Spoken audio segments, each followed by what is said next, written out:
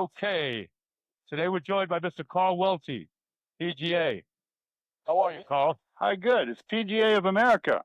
You know, PGA of Ralph, America. yeah, there's two organizations, Ralph. The PGA Tour, that's run by Fincham, and then we have the club pros like myself, PGA of America. Okay. Yeah, there's So, two separate organizations. The right, right, actual the actual major, the PGA, is run by the club pros and not the right, tour. right. They separated at some point, if I remember correctly. I said they separated at some point where Yeah, it's always controversial. yeah, yeah. Okay, Carl, why don't you tell us about yourself personally? The toughest question on your sheet here. Yeah. Well, what hobbies do you have? Where do you live? Oh, I live in La Quinta, California, Southern California. Mainly because of the weather. It's the best weather for golf I've ever seen in the world. Right now, outside it's 75 degrees. There's not a cloud in the sky, and the wind's blowing 3 miles an hour. It's just amazing. Well, that's why it's here. Somebody discovered it, and there's 150 courses. That's great. That's great, Carl. Okay, so when did you start playing golf, Carl?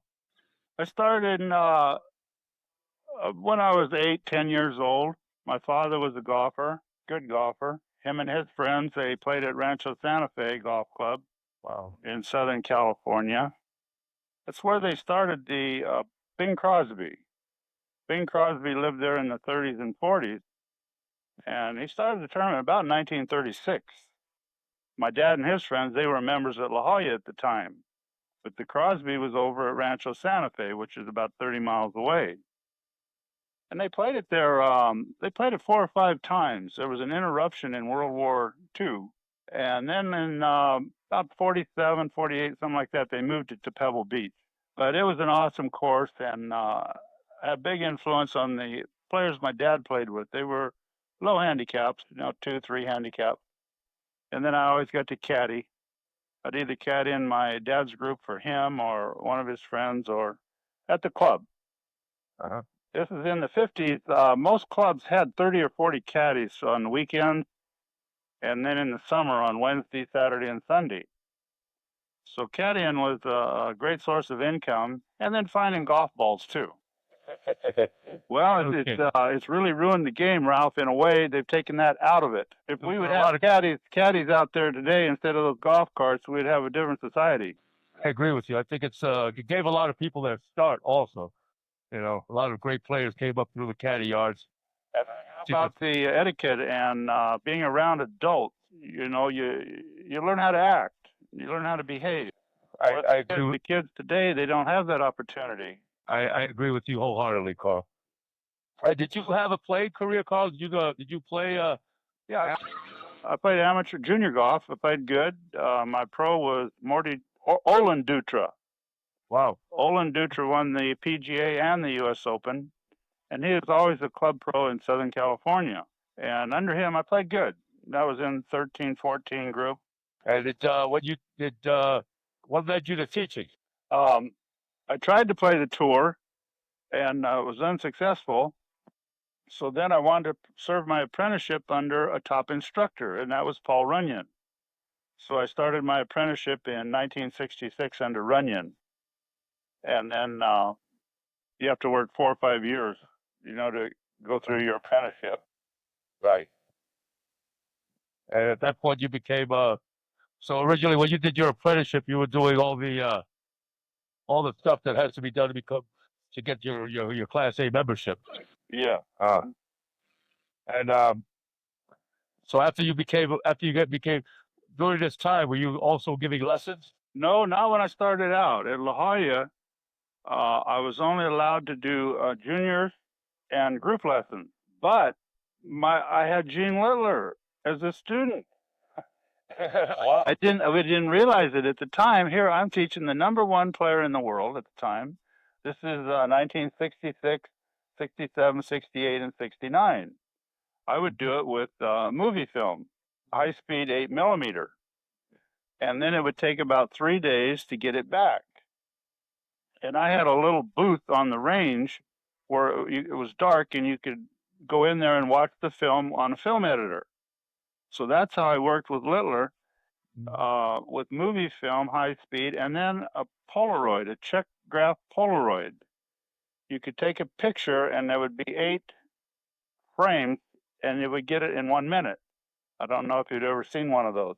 It was pretty popular in the 60s and 70s because you could take a picture of a swing and you have it right there in 1 minute. It was still. That's how Jim got his idea on the 8-step swing.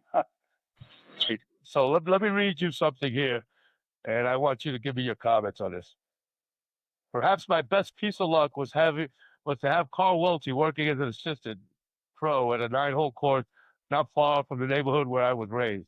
Since those early days, Carl has continued to collect films and videotapes of golf swings at an amazing rate. Nobody I have met on the golf course comes close to having studied golf swings the way Carl has. Almost a mad scientist to the golf swing, Carl has devoted hour after hour, day after day, year after year to the study of great players' swing. What do you think about that, Carl? You know who wrote that, right? Jim McLean. Yeah. Why don't you tell us about your relationship with Jim? Yeah, I met Jim. So I'd worked with Littler for over 4 years, and we worked on different stuff. And one of the things Littler wanted to do is that picture of you on your website at Impact. Yes. That's awesome. Man, that is what all the young players look like today. That's you got to thank Greg McCann for that. Absolutely. He's out there by you. Oh, and you come out here and do that? Yeah, I go out to see Greg once a year, every chance I get. I love Southern California just as much as you do. It's a beautiful impact position. I was working with a gentleman yesterday, and he had one of these Medicus heavy clubs, and I said, look, let me videotape you swinging that. And he did. And then I had him swing that plastic power sling fan, which I developed in 1984. With the Medicus heavy head, your wrist in the impact area, absolute collapse. It looks disastrous. But the sling fan, then it looks just like the picture of you on your website. The irony is that Greg McCann is... Go ahead, I'm sorry. What I recommend, though, when you're going to come up with a training device is to videotape yourself and make sure you get what you want. Like what we want is you at impact there. That's the way you want to look. You take a picture of yourself swinging one of those heavy-headed clubs, you won't look like that. I think the tendency is for that heavy head to get people to release the club early because it's trying to fly out. And, thank goodness, I was able to, experience the tutelage of Greg McCann, who's a big proponent of that swing fan, in addition to swinging a rope, And, I developed that? I didn't know you developed it. I thought, Gary Wyron was all over it, so I thought it was him. Yeah, it was after I gave up on it. Oh, okay. I had the patent and everything on it. Okay. But Ralph, when you have something like that, I would get off work, I'd come home, I'd have to make 3 or 4 of them. Then I'd have to ship them. Then I'd have to collect the money. Then I'd have to advertise. Right. It's hard. It isn't as easy as you think. And have a full-time job, right? Yeah. After about a year or 2 of that, I hated them. Okay. But it's a wonderful tool to use indoors, especially in front of mirrors, to work on your form. I like it because it's good for strength training too. It makes has me feel the lag. Absolutely, it's the best thing I've ever seen for that. Yeah, it's resistance in the air, not all that weight that's pulling you. I tend to find that with those heavy clubs, the tendency is to start to cast the club slightly or get it. You don't hold your angles, your power accumulators as long. And the main point, whenever you have a device like that, videotape yourself and make sure you're getting what you want before you start doing it a lot. Exactly. Okay, so anyway, I've been working with Jim since 1969. He'll be here Monday, and we'll work on his. We're going to go to the Craft Nabisco, the LPGA event next week. It's a major. And he has a student, Alexius Thompson. She's 14 years old. Wow. We'll see how she does. I'm saying she'll be in the top 10. What do you think? Wow. 14 years old. I'm looking forward to seeing it. Alexis Thompson, you're talking about, right? Right. Oh, yeah. They already offered her $2.6 million to turn pro at 14. Oh, she was in the hunt last year, wasn't it? The U.S. Open. Yep. Her brother's quite a good player too. He's a PGA pro. Who? Her brother, her older brother's on. Oh yeah, yeah, absolutely. I like his swing also. No, he's a good one. Damn good. Who would you say had the greatest influence on your teaching ability, Carl? I would say my camera people. I've got about 10 people throughout the United States that I've trained how to videotape. What pictures have I sent to you? Oh, well, Perez. You saw the picture of Perez? Yes, yes. See, I call that proper framing. You have to set up the camera to where the target, the ball, and the tripod is in a straight line for that particular view. And then the tripod must be at least 30 feet from the ball. You can't get any closer, otherwise you'll get an illusion. Wow. It takes a year or two to train somebody. Now, my players that I work with now, like Ben Crane, when he started, he wanted to be a touring pro. So I put together a financial package for him, and then we got him a caddy. We had enough money we could have a caddy for him playing mini tour events. I would train his caddy how to videotape.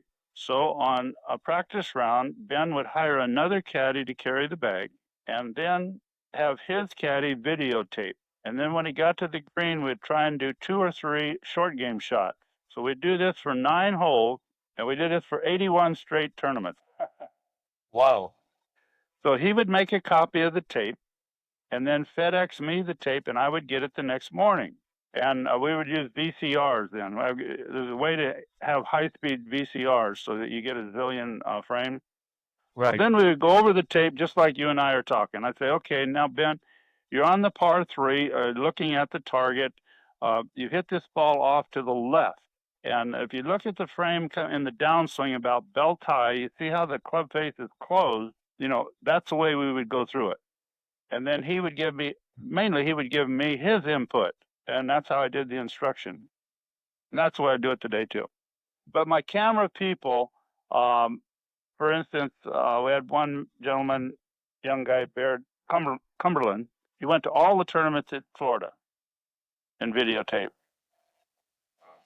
So, yeah, I've got, and on the West Coast here, I've probably got every ball Tiger Woods has hit in practice since the year 2000 at the tournament site. We'll have as many as 5 or 6 guys out filming him. So you have a full staff of people traveling with the tour? No, they're just, for instance, when they're in Florida, the guys that live in Florida will do the work. They come to Southern California, got 3 or 4 pros here that'll do it. And then we share ideas. Okay. So if somebody were to want to send you a swing for your analysis, do you have a set way of how you'd like it, or is this something? This is a service you offer, I imagine. Yeah. When people take lessons, from me, then they see how we do the videotape and understand the whole system. Then they can buy the software and use the same program. I use the JC Video software. So now today, if my student has the JC Video, like Kit Carson from Sacramento, he's 10th grade. So he does his swing the other day, and he sends it to me, and then I critique it. Then he's moving his head all over the place, Ralph. he's on my YouTube site. I've got a picture of him, Kit Carson. Well, make sure that we post it, Carl, to let our readers see Kit Carlson. But do the one from the front of Kit, where the swing he sent me this week, his head was moving all over. The one I posted on YouTube, it's perfect. He was here in December. Okay, so if somebody wanted to experience your critique, they'd have to stop by for a lesson first. Yeah, to understand the whole concept. Yeah. Okay. So no, most people, they don't know how to film. Okay, so when you started out, you had one of those cameras. That was a still camera. Alex Sloan. Are you familiar with Alex Sloan? Mr. Sloan? No. Alex Sloan mentioned a gentleman by the name of Irvin Sloss. That name ring a bell? Oh, okay. Well, this guy, Irving Sloss, apparently took pictures with that particular, I think it's the camera you mentioned, where you get a bunch of stills of all the swings. That's right. It was a Polaroid 8 step. Arnold Palmer introduced it. Okay, He okay. endorsed it for Polaroid. This is in the 60s. Oh, so that's where the title, the 8-step swing, came from. So if you took a photo, you'd get eight stations along the swing interval. Is that what would happen? Right. Oh, okay. All right. Well, what would you say your current teaching philosophy is, Carl? I teach the basic fundamentals, Ralph. What I'm looking for, I started in 1965. I would take a chair and listen to Paul Runyon give lessons, and I did this for several years and take notes. And what I wanted to know is what he was telling people, is this what the best players in the world do? So I composed a list of about 6 or 8 players I thought were the best in the world of all time, starting with Bobby Jones, Ben Hogan, Sam Snead, Byron Nelson. So I started studying the film, and I wanted to know what did they have in common. So my criteria now, I come up with a fundamental about every 3 or 4 years. I use the 15, I have my 15 all-time greats: Bobby Jones, Ben Hogan, Sam Snead, Byron Nelson, Arnold Palmer, Jack Nicklaus, Gary Player, Lee Trevino, Billy Casper, Tom Watson, Gene Littler, Johnny Miller, Nick Faldo, Raymond Floyd, Seve, Roberto DiVincenzo, Bruce Litsky. These are the ones I feel that are great. So what I want to know, what do these guys all do the same? If they all do it the same, then I would classify it as a fundamental.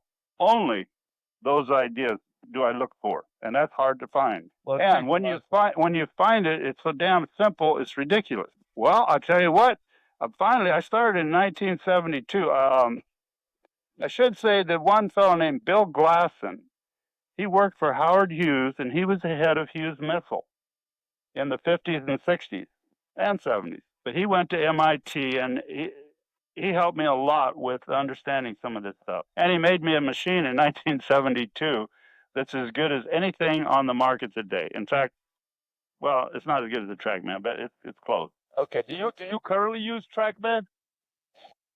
And what do you think of it? What do you think? How do you incorporate it into your It's important for me to know whether I have a student right now from Minnesota, Tucker Wiseman. He's wants to start playing mini tour pro golf. So that's one of the things I want to evaluate. What kind of clubhead speed does he have?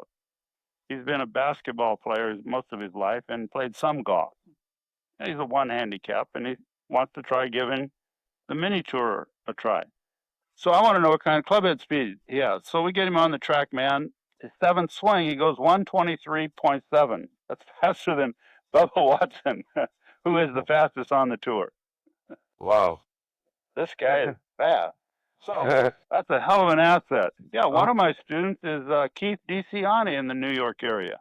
You heard of him? Keith DeCiani. Well, we'll look him up. Johnny and Quick. Good one. Sir, Metropolis. Yeah, go over there and take a lesson from him. He knows what he's doing. Okay. So, Carl, your website lists tour pros you've worked with, and see if your target market is the serious golfer.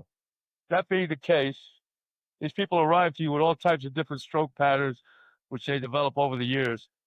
What is your role once you receive these players, or what is it that you focus on? Mechanics, mental game, short game, or do you look for something else? Oh, they usually come to me with a specific problem. A couple of weeks ago, I had Brett Quigley. He comes to me, and he has a problem with putting. He doesn't feel Ben Crane and some of the other fellows, they recommended him to come see me, and so I spent a couple half a days with him working on his putting. Does that make sense? Yes, yes. The best students are the ones that have analyzed their game and can tell me their problems under pressure. Okay. Then I can go to work on it. I got you. So you primarily focus on people that want to compete at the high level. So, oh yeah, my main students are ones that are in high school and they want to play college golf. I've got probably a dozen of them right now that they want to get a scholarship, play college golf. So I feel I'm an expert on picking out the type of college they should go to and what colleges are the best.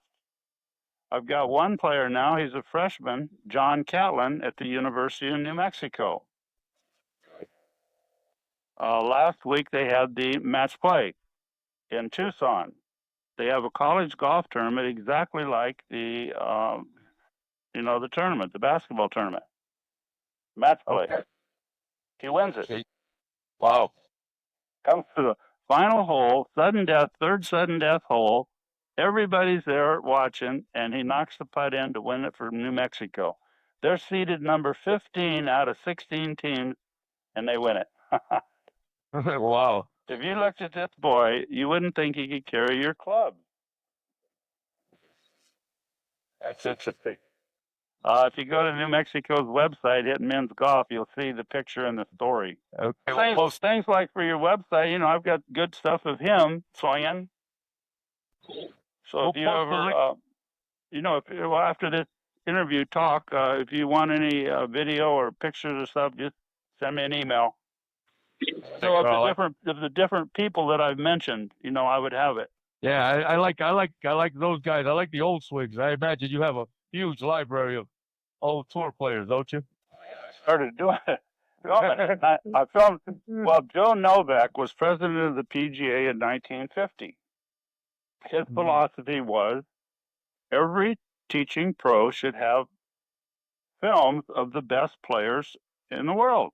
And he went out and took the films. And he even came up with this film editor. He wanted a film editor in every pro shop. So if you walked into the pro shop in 1950, Ralph, and wanted to see a swing of Sam Snead, you could see it. If you wanted to see Ben Hogan, you could see it. And it was as good as what we've got today, the high speeds that he did. He couldn't get anybody interested in it, but I was. So he supplied me with my first films. Those names I mentioned? Hogan, Snead, Nelson. That's how I got started on the films.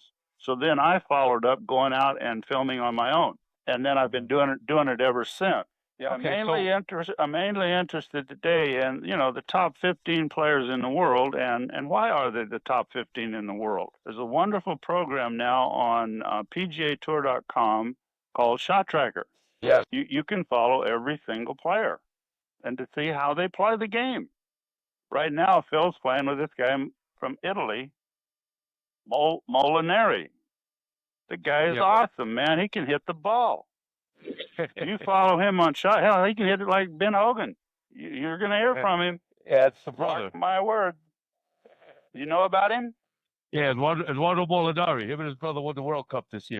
You're damn right. And this kid can really hit it. He isn't an expert putter like Mickelson, but he's the Ben Hogan tee to green. Wow.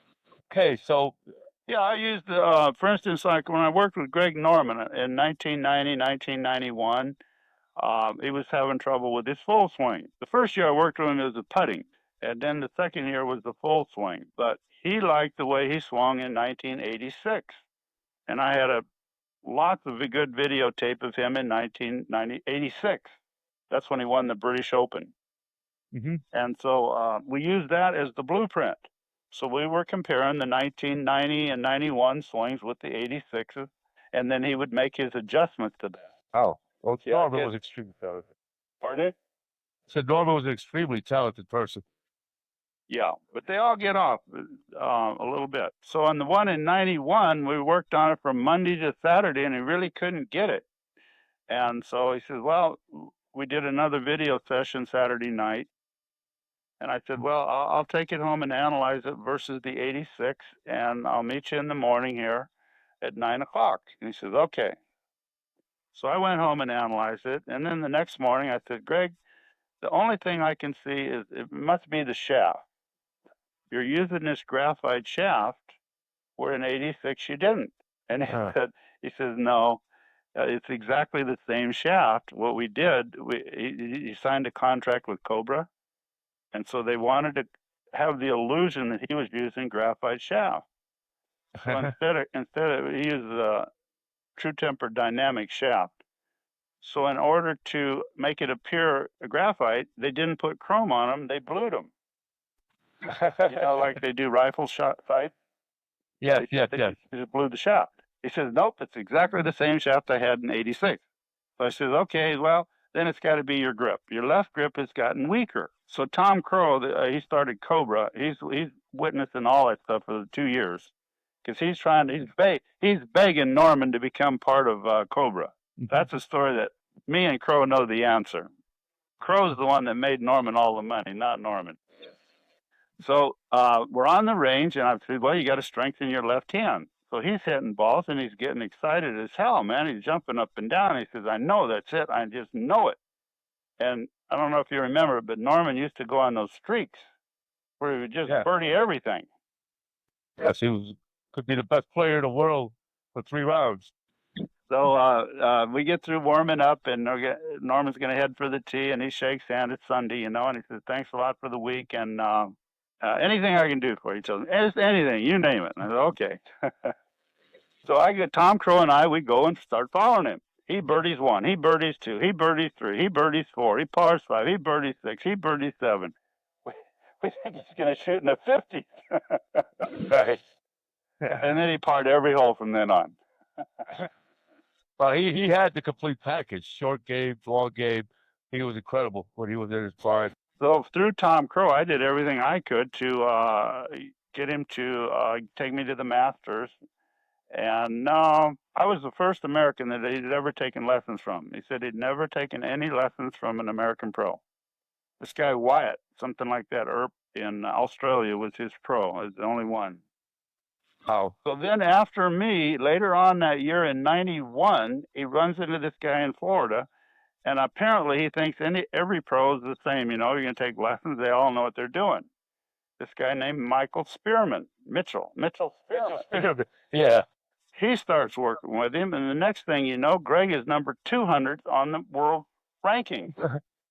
Yes. Spearman was part of the Ledbetter Academy. Harmon was starving to death in the early 90s. He never did really have a job. So he got this idea to start traveling on the tour. And so he spotted Norman, and there was some simple things, and Harmon got him back to number 1 within a year. Yeah, I really liked the swing that Harmon had him going. I mean, I thought that's the best take on Greg Norman that I could remember. He collapsed a little bit at the Masters, but he tore up the TPC at Sawgrass. They had to rearrange the course. He lit it up so badly. Yeah, he was so impressive driving. Yes, driving it, and the British Open. He also at Turnberry. He was quite the player there. Yeah, they said that's the best driving anybody's ever done. Yeah, total driving, long. He was long. He was straight. Yeah, straighter than hell. Yeah, that's about all you could get out of. That's all you really want. So, Carl, what would you recommend for a 9 or 10 handicapper who aspires to become a scratch golfer as quickly as possible? Come see me, get under my program to where I would show the fundamentals that the person needed to work on, and then set him up with the software program so he could send me the feedback from his practice session. And then I would monitor it, like I was telling you, with the phone with Crane and Perez and all my other students. Right. Yeah, they would have to learn how to use the video camera. Some people like Lee Trevino are gifted. Ralph, Lee Trevino can stand out there and hit balls for 3 hours and get better. If I go out and hit balls for 3 hours, I get worse. Unless I don't have the feel for it, and most people don't. So you need the video to give you the feedback. So then once you get the feedback, then you can pick up the feel. You just mentioned Lee Trevino. Why don't you tell us about your experiences with Lee? Oh, he lived at La Costa in the early 80s up until he went on the senior tour. I think he went on the senior tour about 91, 92. He moved down there, and he came down to golf school. It's about 1984, and we sat down, and he says, I got to go. He just got a divorce. His wife took everything. He says, the only thing she gave me was this damn picture, 3 foot by 6 feet. What the hell do I do with it? He says, I just gave her everything. I don't give a shit. He says, I don't have any money. I got to go over here to this bank. And there was a bank by the golf school about 500 yards away, like California State Bank or something. He says, I got to go over and get a loan so I can buy a condo. He says, but I don't know my income. We sat down and wrote on a piece of paper how he made his income. He made so much from NBC and so much from TaylorMade at the time. And then one of them that tickled me, this company in England, he had a contract with them. They paid him $400,000 a year. He couldn't remember the name of the company. Wow. Anyway, he went over, he got a loan, and he bought a condo there on the course. It was back about 4 rows. He says, yeah, that's where the Mexican lives. We got to live back 4 rows. It's a $1 million condo. But you had played. Anyway, he moved in with his wife. He wound up getting married to that girl, Laura. And but you had played earlier with him. You said. Oh yeah, many tours in the 1960s, 1965, 1966. What was your impression of him when you first saw him? Well, I played in the Mexican Open in Monterey with him, and the first hole, you don't pay that much attention to the guy you're playing with. You're worried about your own game. Hell, I thought he topped it off the first tee. But we get down there, and hell, he's way beyond me. And the second shot, I thought he topped it too, and it was on the green. what was happening, he just hit the ball extremely low. And he played great. He was good.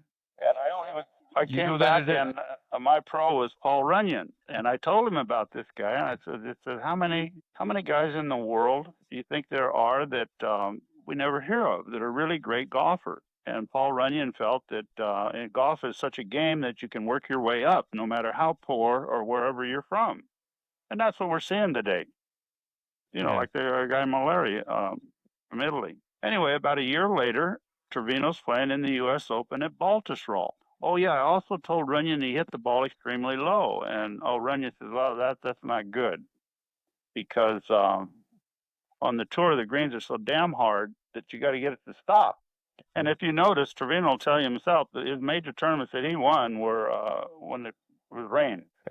He gave a couple credits to the U.S. Opens that he won because it was raining and he could hold the greens. Or in England, the British Open's ideal. He'd run it up. Wow. That's the way he loved to play. Anyway, the next year he came in 5th at Baltusrol in the U.S. Open, and I told Runyon, I said, hey, that's the same guy. And he said, well, if he can play Baltusrol, he can play anywhere. Then the next year he wins the U.S. Open. Yeah. You've been around a long time, Carl. You've seen a lot of the great ones. What's the biggest single problem you encounter most in your teaching?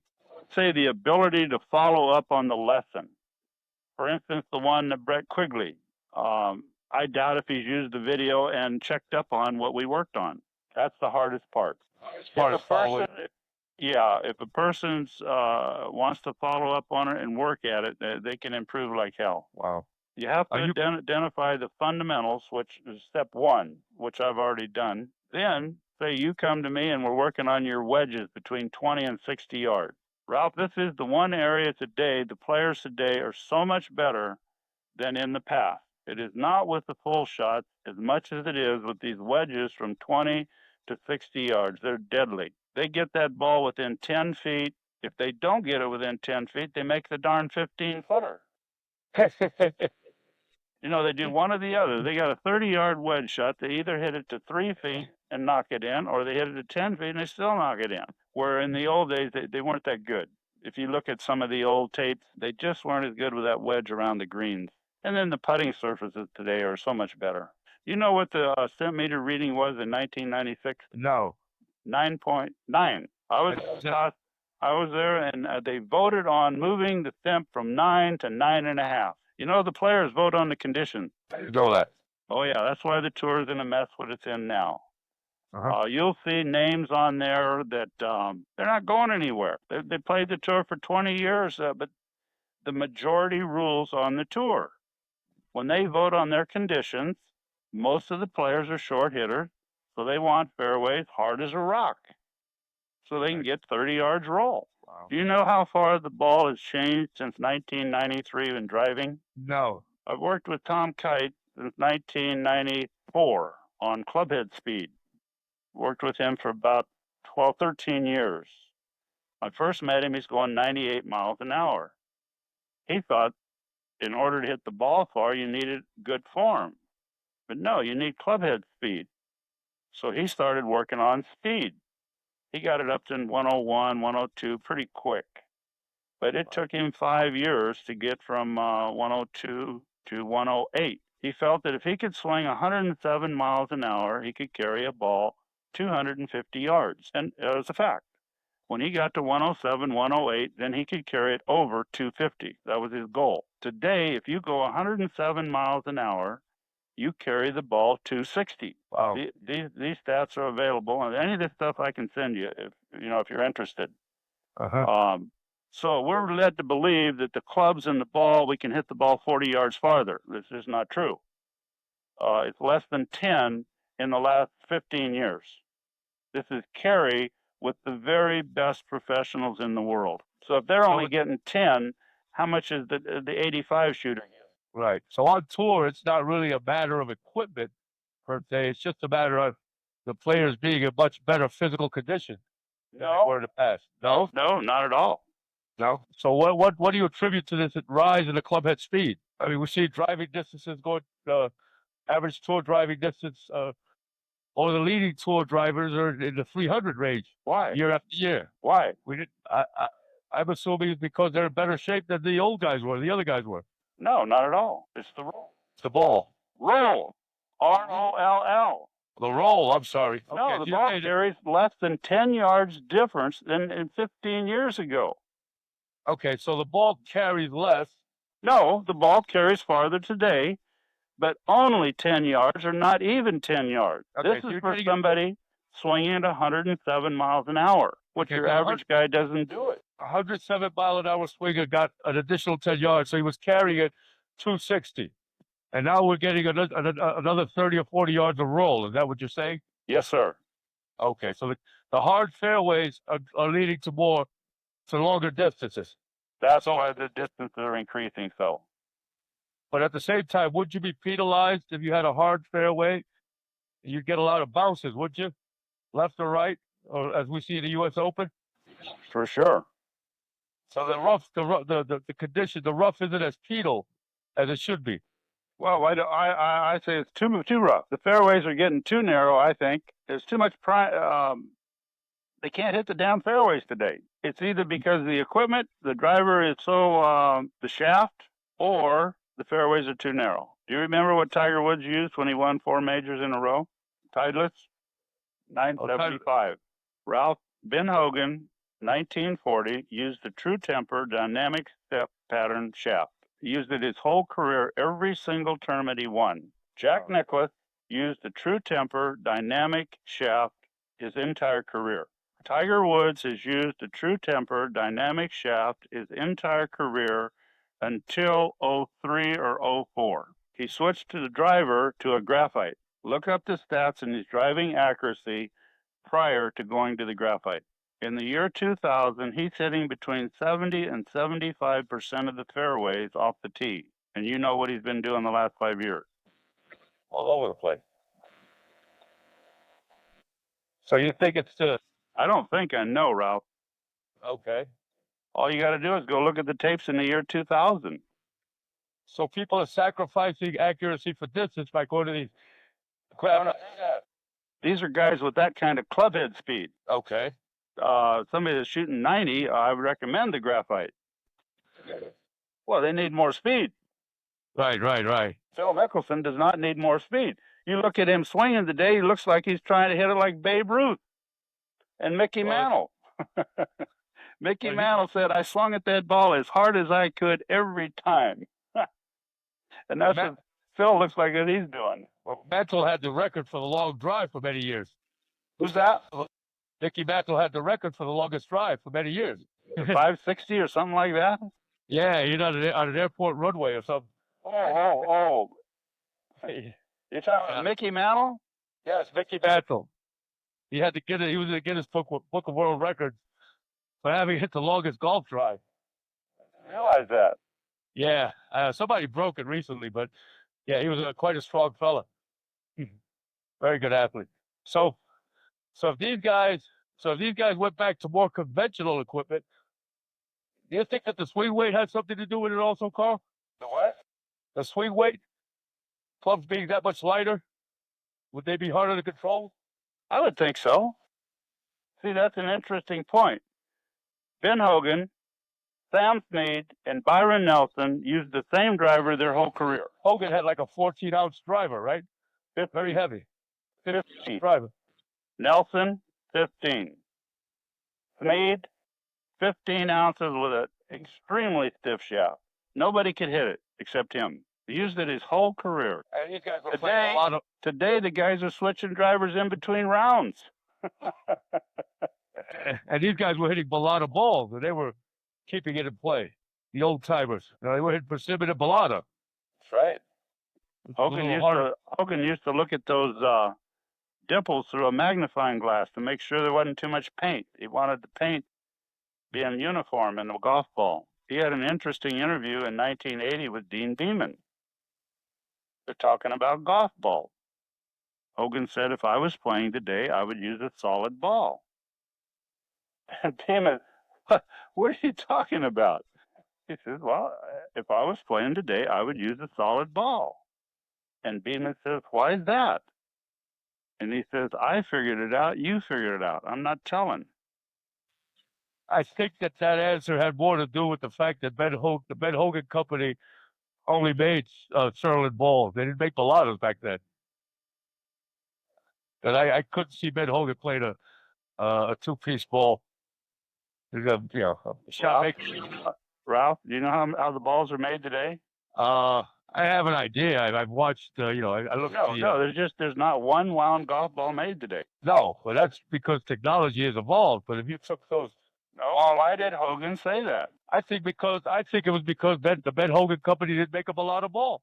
No, that isn't it. Why did he say that? If you take a wound ball and put it in a tub of Epsom salt, the light spot will come to the top, the heavy spot will come to the bottom. You take a pin and you mark a little spot where the light spot at the top came. You put it back in the water, the light spot will come up every single time. When Hogan had to sit in that tub, he sat in a tub of water 1 hour in the morning, 1 hour at night from 1950 the rest of his life because of the auto accident. So I guarantee you this is how he figured out these balls had a heavy spot and they had a light spot. That's just my imagination telling me this. But then in the 80s, we started doing this. Those wound balls had a heavy side. Anyway, that's my theory on why he told Beeman he would use a solid. Well, I've seen Dave Pelt mentions a similar experience for putting where you drop the ball in some kind of solution. That's correct. That's exactly what I'm talking about.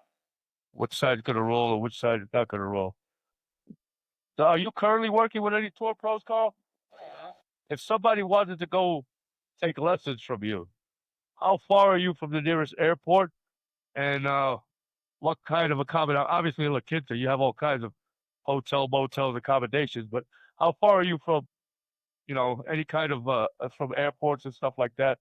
Yeah, the Palm Springs airport's about 30 minutes from here. Okay. So they could just call you, set up an appointment with you, and just fly out there or drive down there or whatever. That's how most people come. Okay. I had the physician from the Timberwolves. They're here, him and his two sons.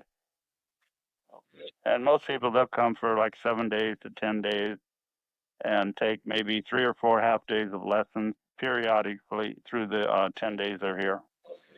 So you're booked pretty solid, huh? No, not at all. No, Yeah.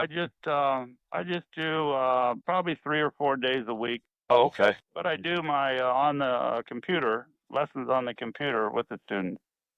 Okay, so you do a lot. You get a lot of the videos from your students that come in and you critique it and send it back. Right. Okay, so you spend a lot of time behind the computer now, as opposed to not a lot of time, but I do that. You do. Okay, so you split your time. You split your time between the T line and the computer. Yeah, that's the most productive because then the student goes back and starts working on it, and maybe they don't get it right.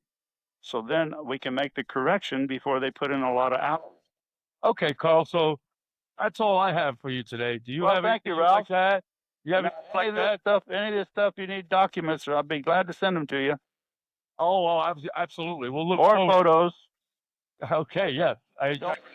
Check up go to that university in New Mexico, and this boy John Catlin, he won the match play. Okay, and we'll look him up. I didn't think the coach was going to let him play, but he did.